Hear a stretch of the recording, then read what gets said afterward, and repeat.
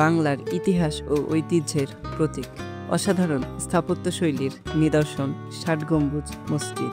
বাগেরহাটের এই ঐতিহাসিক মসজিদ শুধু বাংলাদেশেরই নয়, গোটা দক্ষিণ এশিয়ার অন্যতম শ্রেষ্ঠ ইসলামী স্থাপত্য।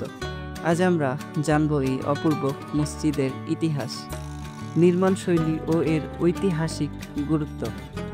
ষাট গম্বুজ মসজিদ নির্মাণ করেছিলেন খান জাহান আলী, 15 শতকের একজন মহান মুসলিম শাসক ও সুফি সাধক।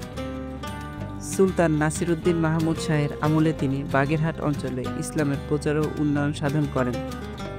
1442 থেকে 1459 সালের মধ্যে তিনি এই বৃহৎ মসজিদটি নির্মাণ করেন।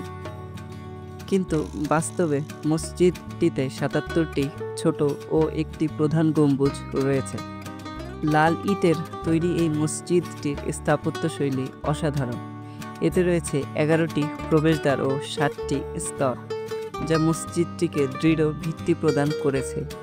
এর ভেতরের ছাদের গঠন এক বিশেষ আকর্ষণ, যা বাংলার সুলতানি আমলের স্থাপত্যের অনন্য নিদর্শন।